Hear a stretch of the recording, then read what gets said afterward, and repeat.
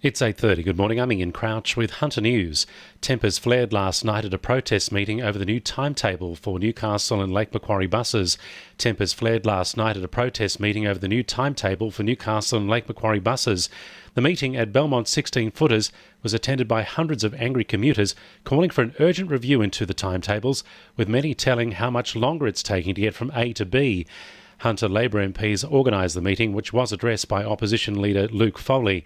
A representative from Keolis Downer was not invited. However, Parliamentary Secretary for the Hunter, Scott McDonald, did address the meeting on behalf of the government and, although being heckled, promised to take commuters' concerns back to transport officials. Investigations are continuing into a violent incident at Bar Beach last night, which has left a man in hospital with stab wounds. Joanne Elliott from Police Headquarters says officers were called to a unit in Bar Beach at about 8:30. Now, when they arrived, they found a 47-year-old man suffering stab wounds to his neck and arm. He was treated at the scene, then taken to John Hunter Hospital, where he remains in a stable condition. A crime scene was established, and police are continuing to speak with a number of people they believe may have been inside the unit when the incident occurred. A 41-year-old man has been arrested over the use of fake money in the Port Stephens area. Shopkeepers at Lemon Tree Passage and Salamander Bay complained to police after being paid for goods with phony bank bills. A man turned himself into Nelson Bay Police Station yesterday. He's been refused bail to face Raymond Terrace local court today.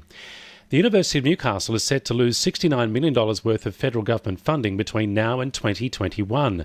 The total statewide loss of $736 million comes as students prepare to return to classes at Callaghan next week. It's expected the university won't cut the number of student places this year. However, Labor fears it's only a matter of time before applicants are turned away. Federal member for Newcastle, Sharon Claydon, says already people are suffering under the Turnbull government. They get a double whammy, students, because the government is also moving to drop the salary point at which you need to start repaying your HECS or HELP debt. No longer do you have to earn $55,000 before it's compulsory for you to start paying back that debt. That figure's been dropped down to $45,000. People hoping to hit the Hunters waterways this week will need to ensure they are complying with safety regulations, with Operation Safety First underway.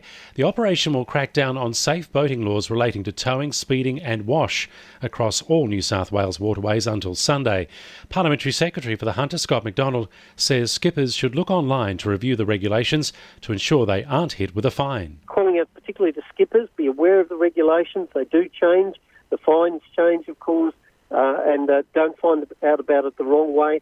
Get on top of those regulations and the licence requirements and keep everybody safe. There's been some welcome but patchy rain overnight in drought-affected areas of the Hunter. The best falls have been recorded at Merriwa, where 23.8 millimetres has fallen since 9 a.m. yesterday, while Singleton and Scone have had 8 and 8.8 millimetres respectively. Light rain is continuing to fall this morning around Singleton, and moderate rainfall is being recorded around Dungog. Sport for our sponsor, PRD Nationwide East Maitland.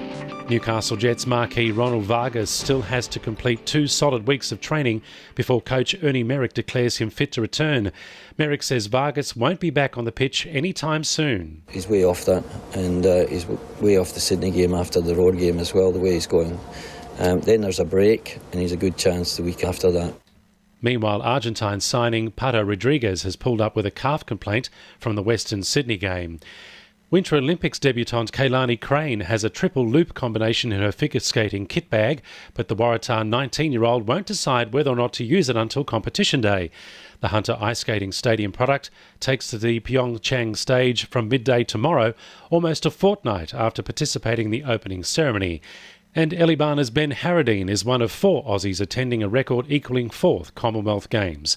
And the winning numbers in Monday Lotto are 9, 14, 37, 18, 35 and 7, and the supplementaries are 39 and 28.